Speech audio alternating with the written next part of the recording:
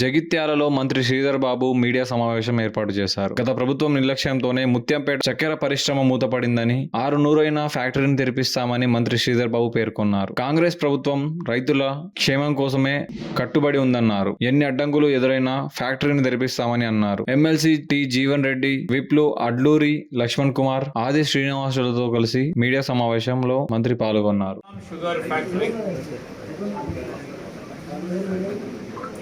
మా మేనిఫెస్టోలో పెట్టిన ప్రధానమైన అంశం తిరిగి పునఃప్రారంభోత్సవం చేయాలని. మేనిఫెస్టోలో ఏ అంశాలు పెట్టాలని ఎన్నికల ముందు ఆలోచన చేస్తున్న తరుణంలో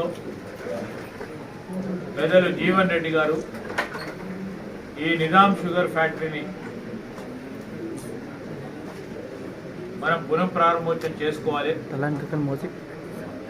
ఎన్ని ఇబ్బందులు ఎదురైనా రాబోయే మన ప్రభుత్వంలో దీన్ని తిరిగి ప్రారంభించి ఇక్కడ ఉన్న చెరుకు రైతులకు సంబంధించిన సమస్యలను పరిష్కారం అయ్యే విధంగా కార్యాచరణ చేపట్టాలని వారి సలహా సూచనల మేరకు మేము ఆ రోజు మేనిఫెస్టో కమిటీ చైర్మన్గా, పిసిసి అధ్యక్షులుగా ఇప్పుడు ఉన్న ముఖ్యమంత్రి రేవంత్ రెడ్డి గారు ఆధ్వర్యంలో మేనిఫెస్టో దీన్ని ప్రధానమైన అంశంగా తీసుకున్నాం.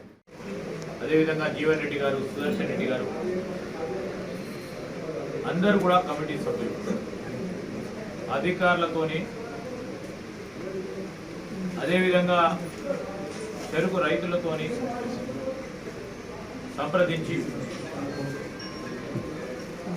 చక్కెర ఫ్యాక్టరీకి సంబంధించిన అంశం విషయంలో సమస్యలు ఏమున్నాయి, ఆ సమస్యలను ఏ విధంగా అధిగమించాలి, ప్రభుత్వం కృత నిశ్చయంతో ఈ షుగర్ ఫ్యాక్టరీకి సంబంధించిన అంశం విషయంలో ముందుకు నడవాలని మొదటి మీటింగ్ కూడా చిత్తశుద్ధితో ఉన్న ప్రభుత్వంలో మా ముఖ్యమంత్రి గారు సమీక్షించి ముందు అడుగులు వేసినాం. ఆ క్రమంలోనే మన బోధనకు సంబంధించి నిజాం షుగర్ ఫ్యాక్టరీకి సంబంధించి రైతులతో సంప్రదింపులు చేసి చాలా సంవత్సరాలు దాన్ని నడిపిన యాజమాన్యంతో కూడా సంప్రదింపులు చేసి